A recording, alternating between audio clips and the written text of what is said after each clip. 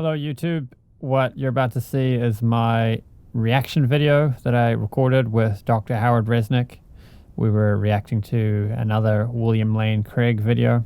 This one is on a similar subject again, on Christian exclusivism, or as Dr. Craig likes to call it, Christian Particularism.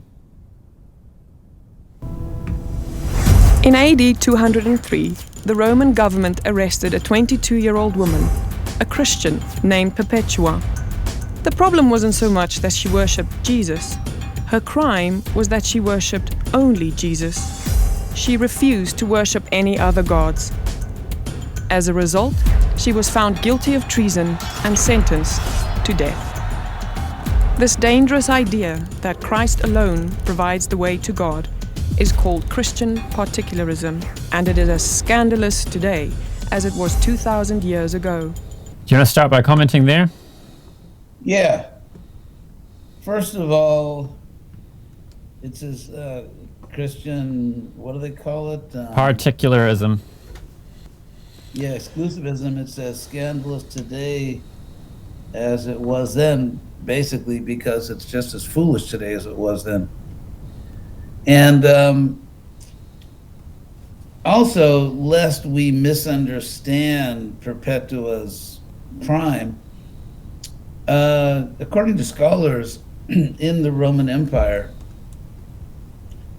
the authorities didn't care that much, or they really didn't care very much who you ultimately looked to for your salvation, who was your most sacred object of worship. Honoring the Roman gods was sort of a civic duty. It was like respecting the flag or standing up during the national anthem. You weren't and so it didn't mean if you just offered certain basic respect to the Roman gods, it didn't mean that you were giving up monotheism, because in fact many Greeks, such as Plato, you could say Aristotle, many Romans were monotheists. So it wasn't against the law to believe in one ultimate God.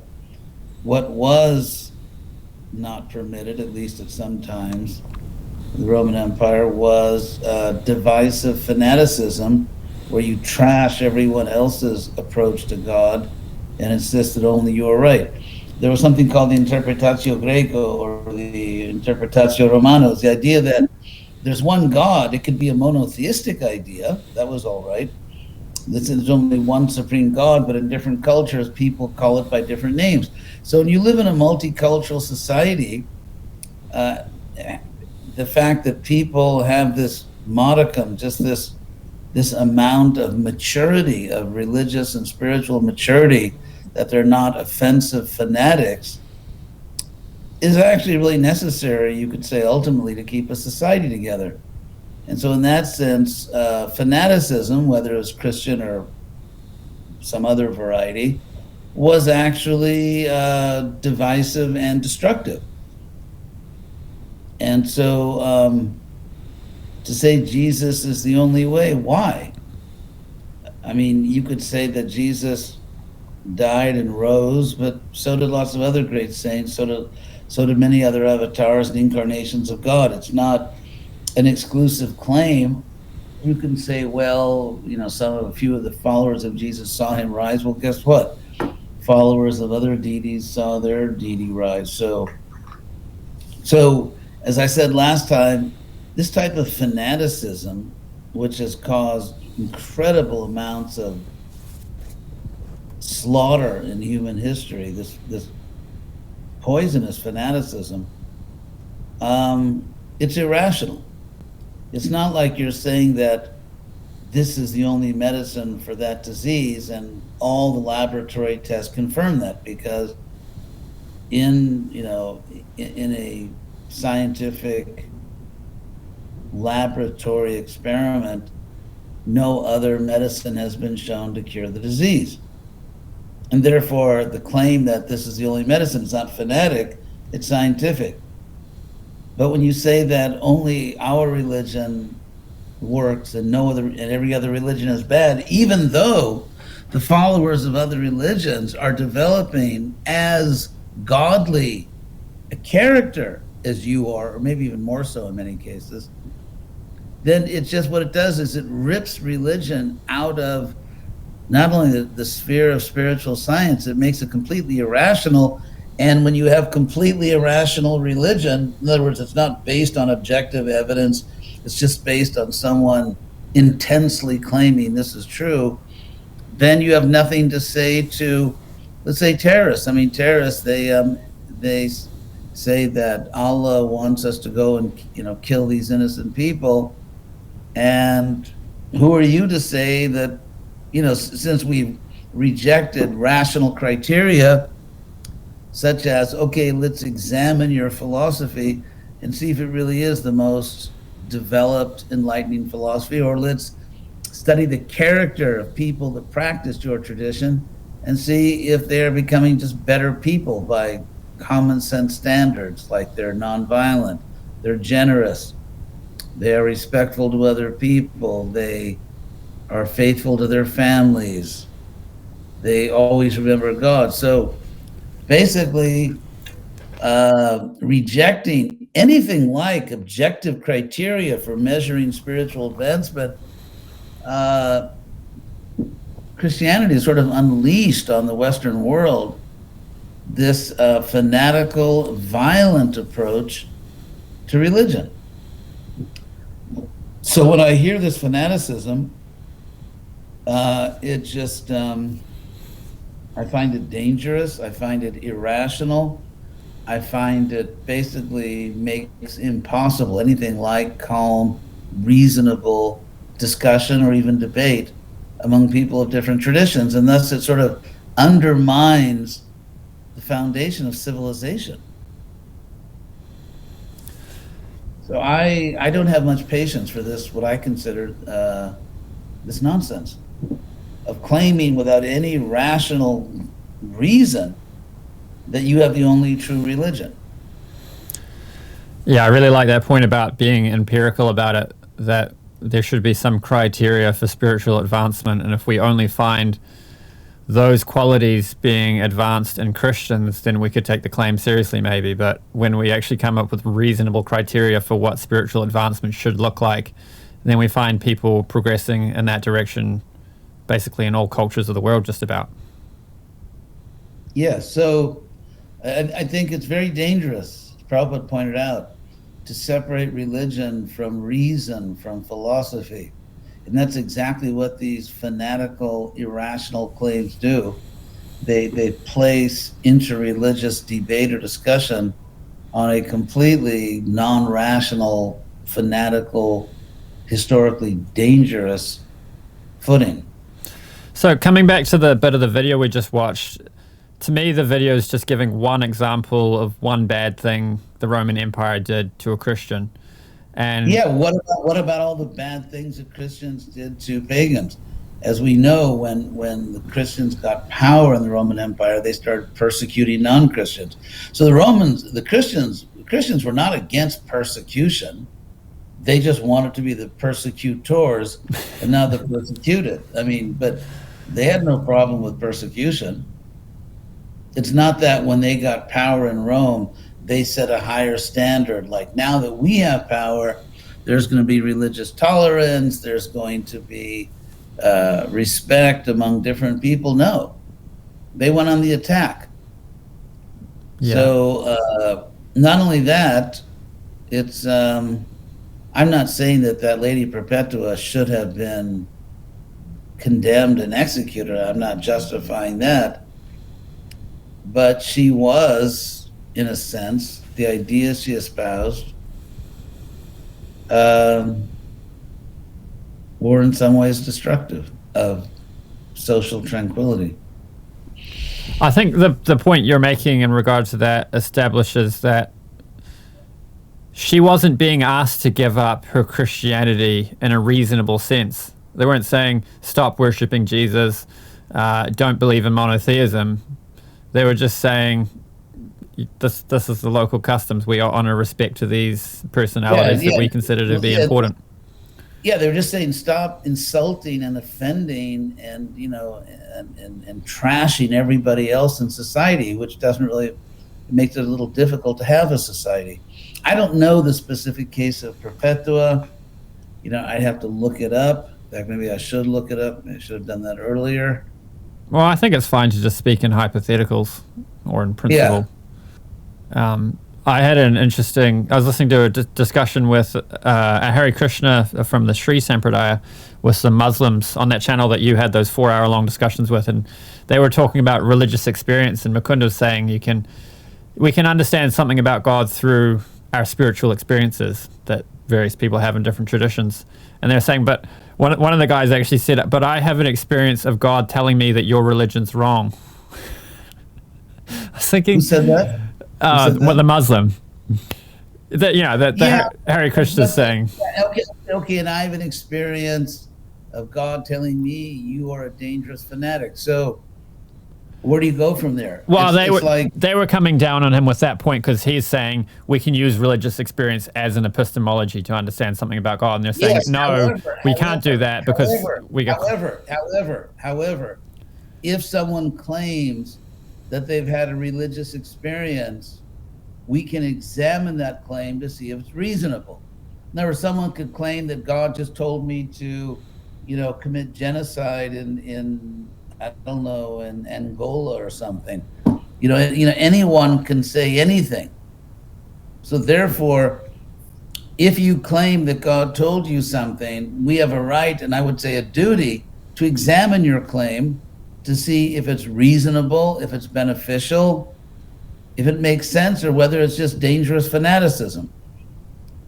And so in a neutral discussion, and the neutral ground, by the way, is philosophy, or you could say philosophical theology. So anyone can say any crazy thing and attribute it to God. God told me that, 2 and 2 is 19. Anyone can say anything.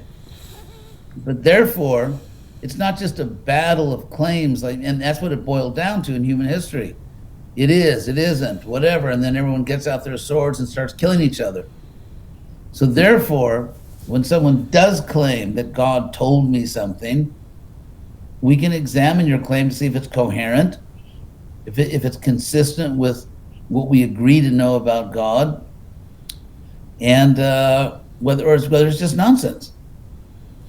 Yeah, that's a good point. So you can determine if a message is coming from God based on the quality of the message and the effect the message has.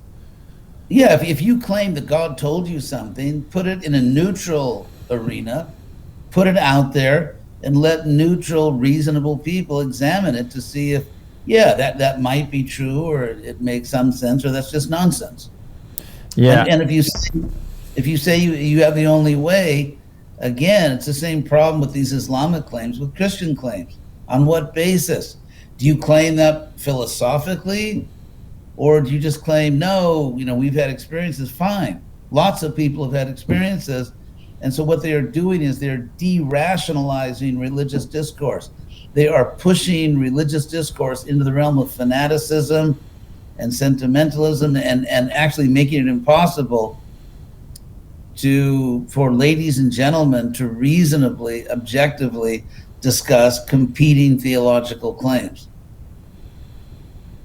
So religious fanatics are perhaps the most dangerous kind of fanatics, because they don't just claim the authority of Mother Russia, like in the case of Putin, but when you claim the authority of God, then you become, a type of little God on earth, because God is speaking through you, and you may just be a little demon on earth in the name of God.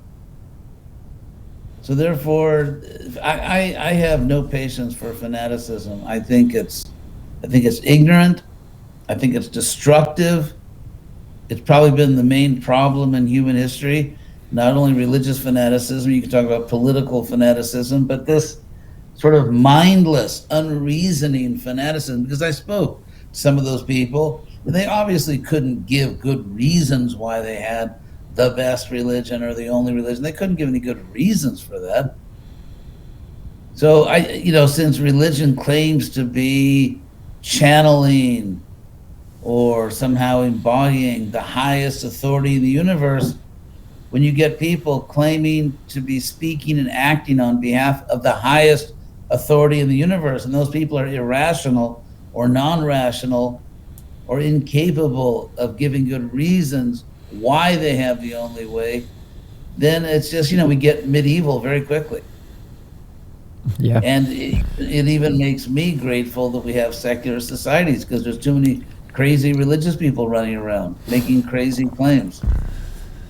Did you want to look up the Perpetua case? I can do some edits if you take a break, or we could just move on.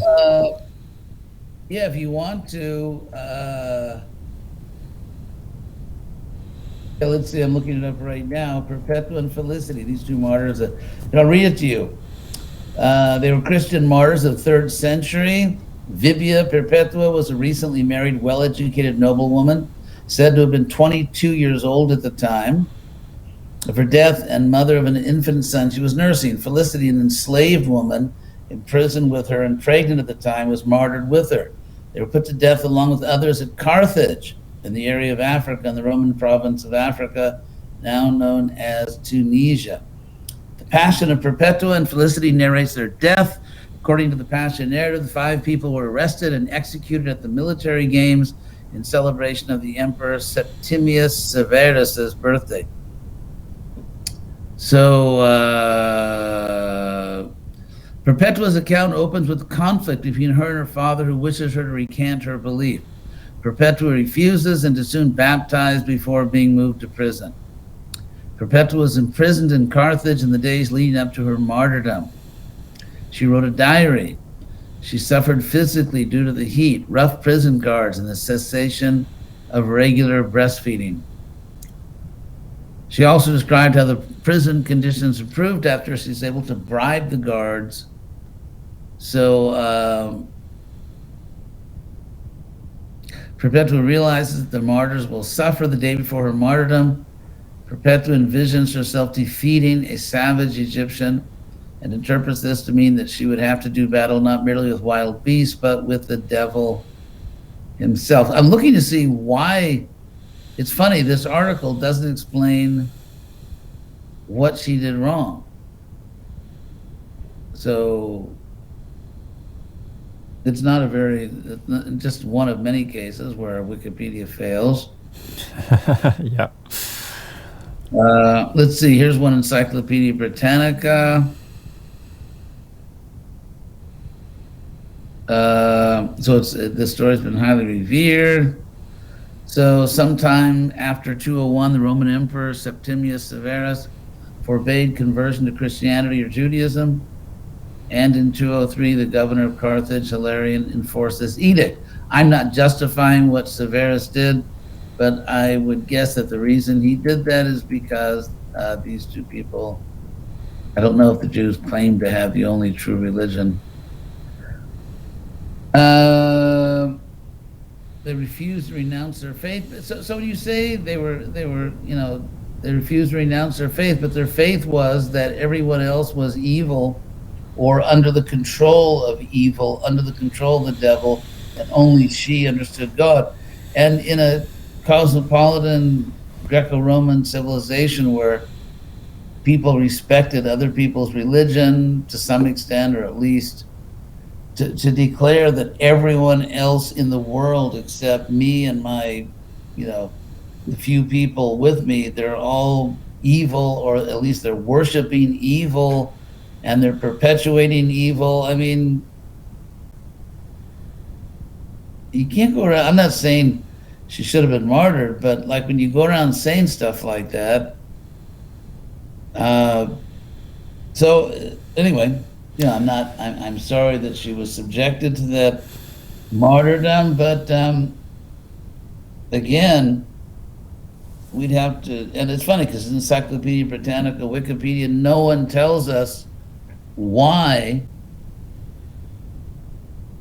there was this edict, why people were objecting to Christianity in a multicultural society where the Christians, it seems, were in the most heavy way possible, insulting everyone, accusing everyone of the greatest evil in a sense, which is following false gods. And it's Yeah, to me, it's one of the again, things early Christianity is that's attributed to early Christianity is demystifying the world.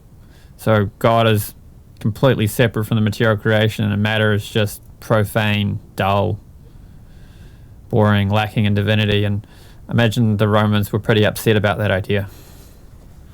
well, yeah, that could be. I'm not well enough educated on this point, but and I'm sorry that Perpetua had to undergo that suffering, but Let's carry on with the video. Religious pluralism, on the other hand, is the view that all the world's religions are equally valid, and Christ is just one We need to stop there. We need to stop there. This video, whoever wrote this, the script for this video is not a serious scholar.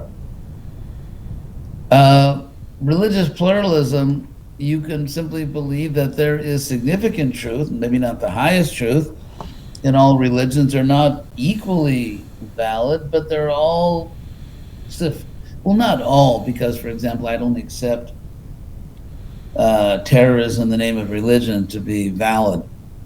And so, again, this is like a sort of a childish straw man argument.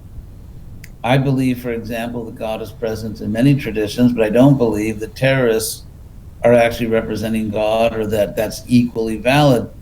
And even among religions that are, civilized and all that, I don't believe they all give the same knowledge. And so this video is not very, are we really going to go on with this video? Because it's whoever wrote the script for it doesn't know very much. The script for this video will have been written by William Lane Craig, a preeminent Christian philosopher and debater. I know Craig, but it's just, he's not very well informed in other religions. No, he's not. But when he comments on other religions, it's worth responding to, because a lot of people believe this stuff, and there's a lot of misconceptions in it. All I can say is that he, I'm going to look up in the dictionary pluralism.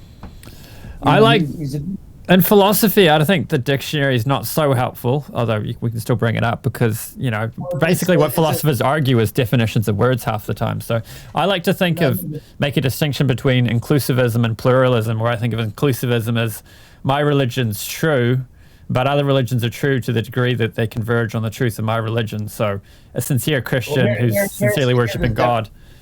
Here's the definition of pluralism: a condition or system in which two or more states, groups, principles, sources of authority coexist. It can be a political theory or system of power sharing, a form of society in which, in philosophy or theory, a system that recognizes more than one ultimate principle. So it can be, but we don't recognize. So, are we pluralists? You could say in one sense we are, and we recognize that God is present in many religions.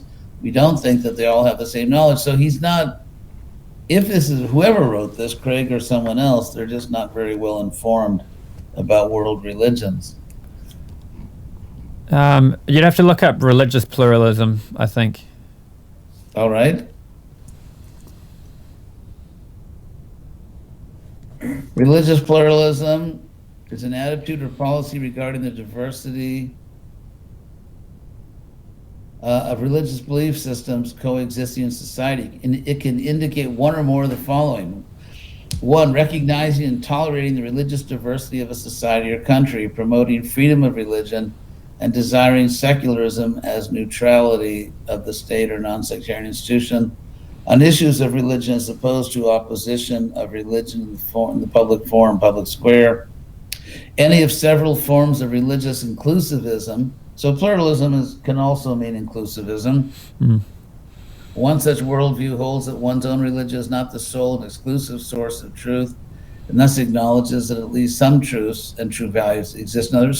So we're inclusivists and we're pluralists. They're not different, ultimately, really.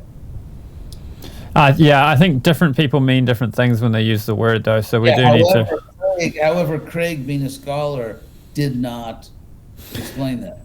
Another concept is that two or more religions with mutually exclusive truth claims are equally valid. This may be considered a form of either toleration. Well, that's not... But that's just, in other words, he's not... I mean, I hope he didn't write the script for this thing because it's so mediocre. It's I hope it's for the his same sake. stuff you'll hear from him in person podcasts and in live debates when he comments on other religions. This is the quality of his commentary. Basically, he's Yeah, using debate tactics, rhetorical tools in order to make Christianity sound better. So he'll paint one picture of one thing, make it sound bad, and show how Christianity is better than his straw man of an imaginary or fringe opposing view. well, this sort of confirms my general view of William Lane Craig. When he's just doing philosophies, I think he's quite good. He can be, he can be very sharp, and I appreciate it. When he starts trying to prove Christianity is the only way, the quality of his discourse plummets. Yeah. Well, I think it plummets not due to his own inadequacy as a rhetorician, but due to the desperate lengths you need to go to in order to defend an incoherent idea. Yeah, however, people who are really sharp don't try to defend incoherent ideas. Yeah. True. So, what's next here on this? Religions are equally valid, and Christ is just one of many ways. Some religious pluralists say all the world's religions teach basically the same thing, so they are all true. But this is clearly mistaken. The major religions often contradict each other. For example, compare Islam and Buddhism. Muslims believe there is a personal God who created the world. Man is sinful and will spend eternity in heaven or hell, and salvation is attained by faith and performing good works. But Buddhists deny all of this.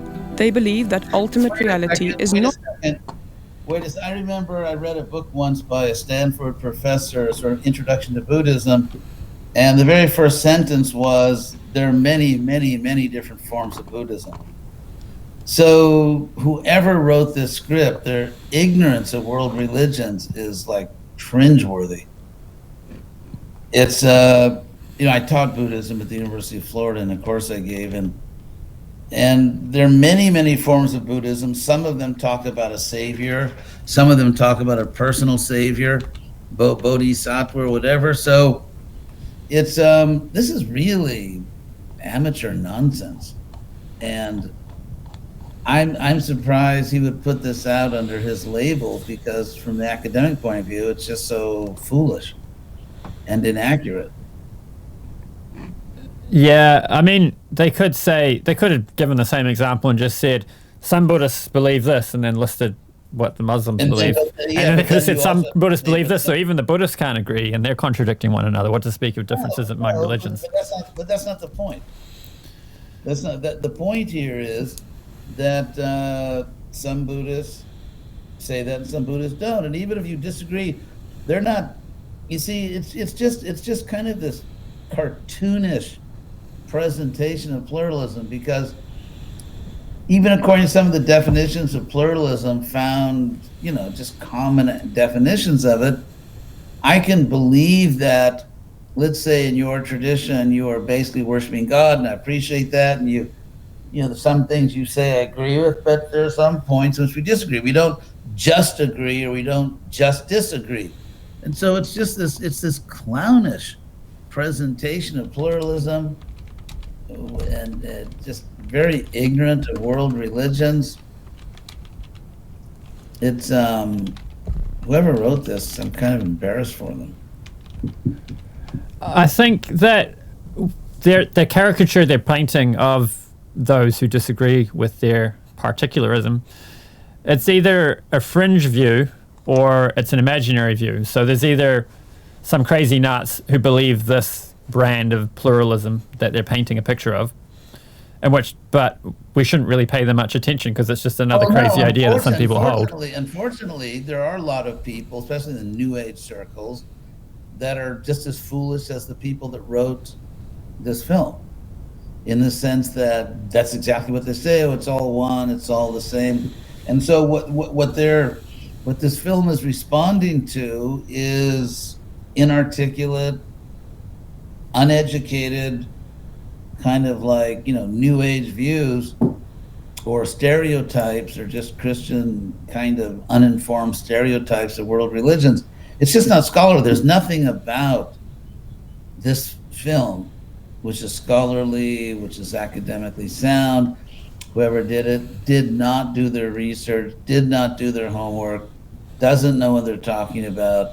It's just like one straw man argument after the other. Or they did do their homework and they're just doing the best they can to generate good rhetoric. I don't agree with that. What I'm saying here is they did their homework, but they're very cleverly avoiding saying things that don't paint the picture they want to paint. No, I give them more credit. I think they're sincerely ignorant. Okay.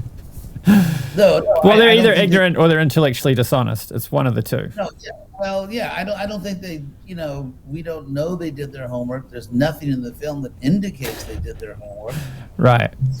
And so you can imagine that they really know, but they're just trying to, be political and clever and hide the truth. But, like we can imagine an example of a politician who's criticized for very genuine reasons, and then they get up there to offer their defense, and they find all the criticisms that are completely based on false facts or not something worth criticizing them for. Like, people are criticizing me for this, but actually that's not a bad thing. Or they're criticizing me for this, but they're wrong. And ignore all the stuff that actually lands as things that are wrong. Well, we just don't know what their motives are. What we can say is that this is a foolish film.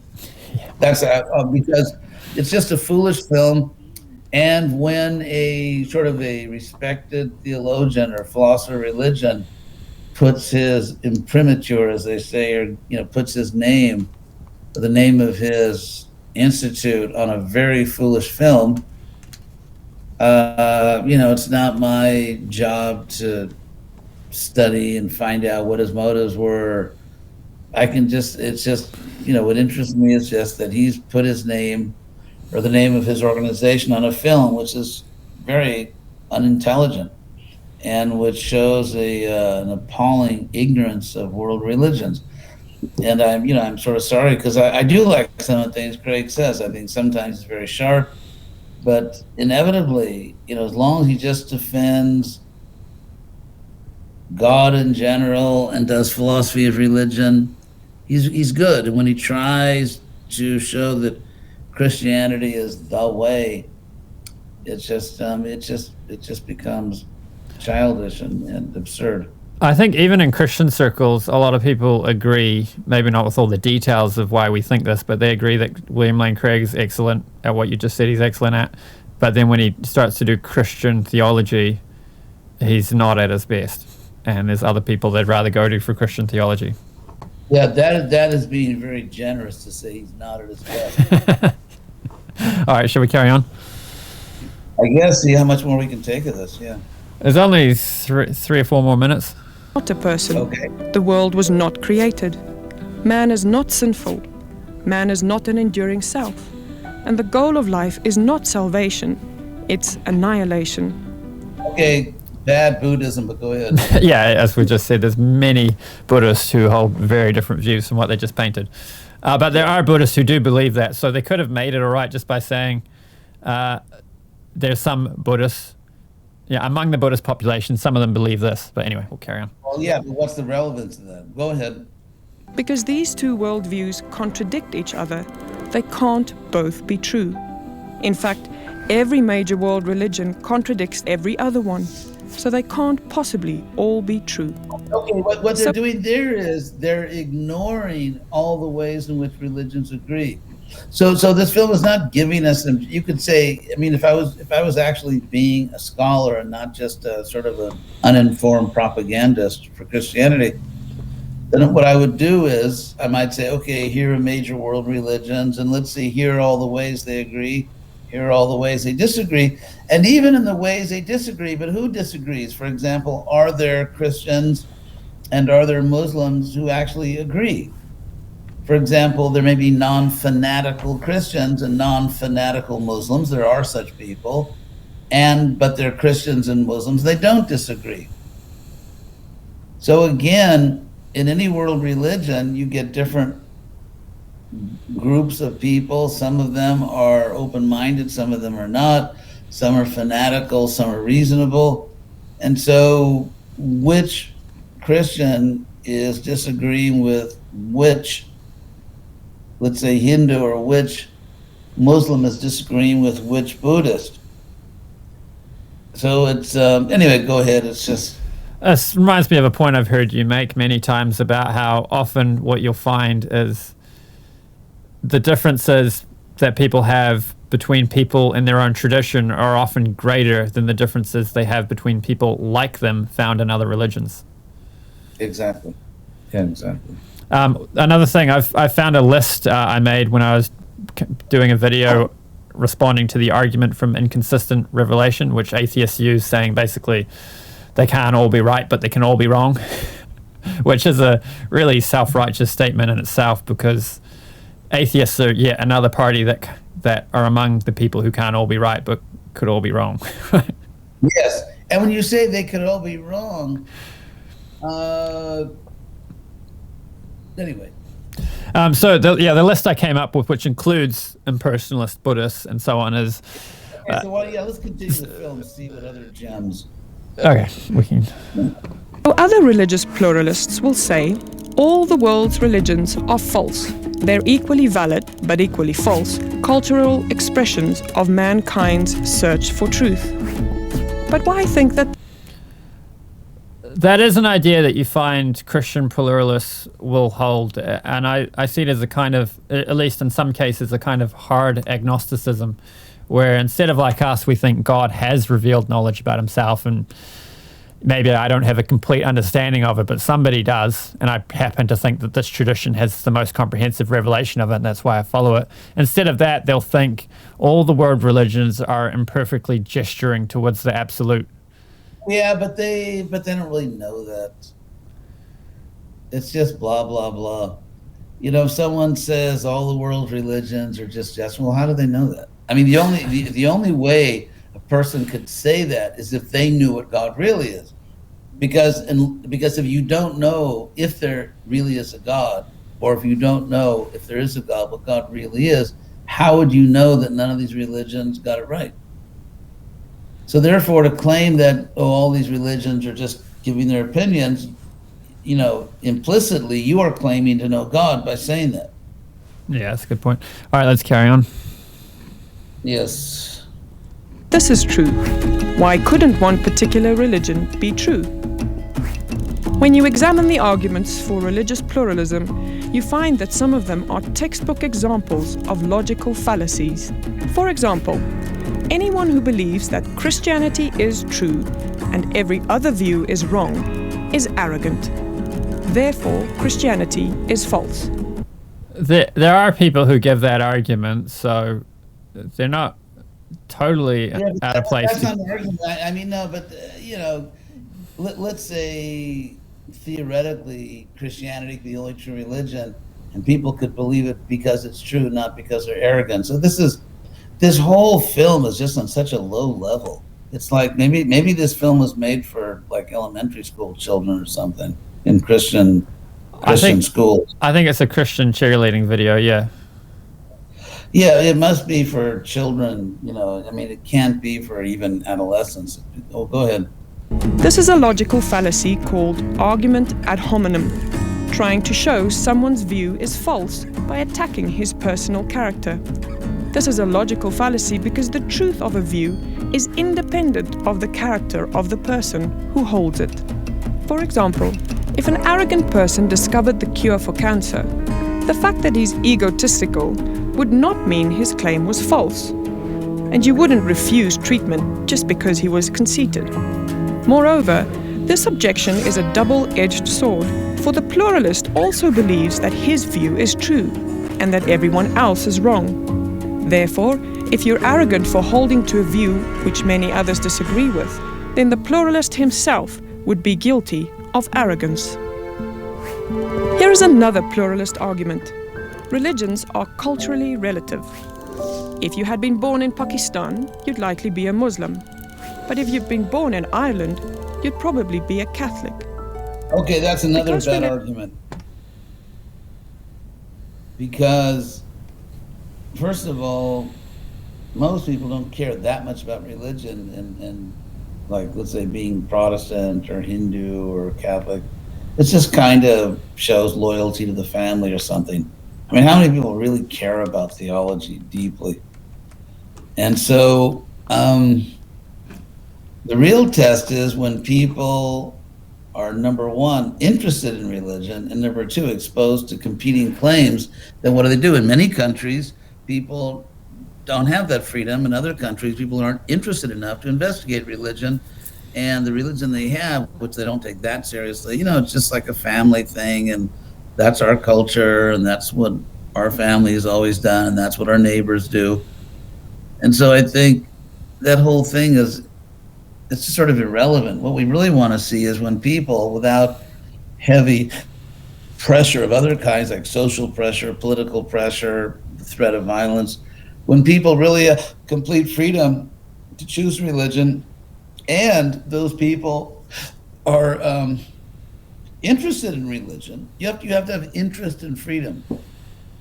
And freedom may not just be legal, because you may be legally free to change your religion, but you may pay too heavy a social cost in terms of losing your friends or your family's hurt or something.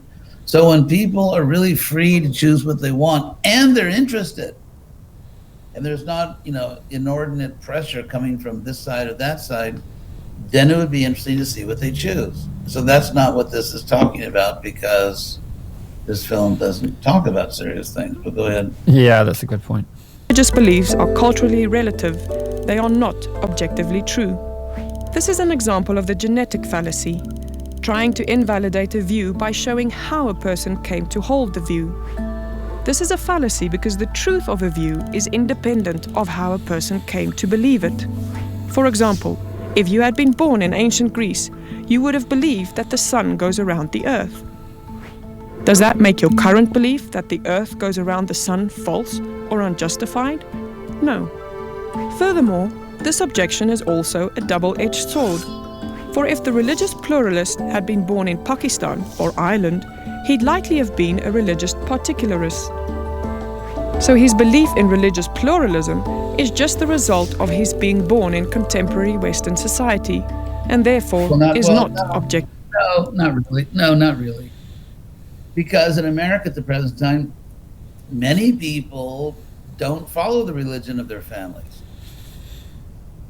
And some people choose other religions. And so it's just, the level of this film is kind of embarrassing. It's saying that everyone just follows the religion of the country they're born into. No.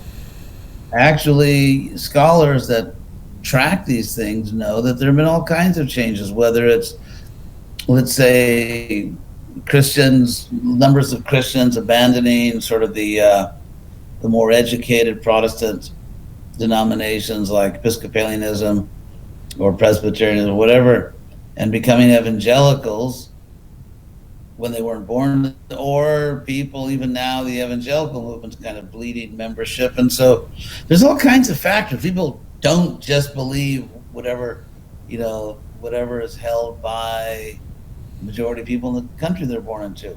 And the people that do just believe what they're told are people that aren't really that interested in religion, at least some of the time. Some of them may be really interested in study, but just come to think, well, I looked all around, but I couldn't do better than what I learned from my parents. Yeah, that happens too. But there are all kinds of factors. There are many causes. There are many different socio-historical, economic, there's all kinds of things. So this must be a film for children. I mean, because this is definitely not a film for adults. Right. Objectively true. Getting these fallacious objections out of the way helps to reveal a more serious objection to Christian particularism, the problem of those who have never heard of Christ. If Jesus is the only way to God, then what is the fate of those who never hear of Jesus? Is there no hope for them? The answer is, there is hope for those who've never heard. The Bible says that God loves all people and wants everyone to come to Him and find eternal life. God desires all people to be saved and to come to the knowledge of the truth. For there is one God, and there is one mediator between God and men, the man, Christ Jesus.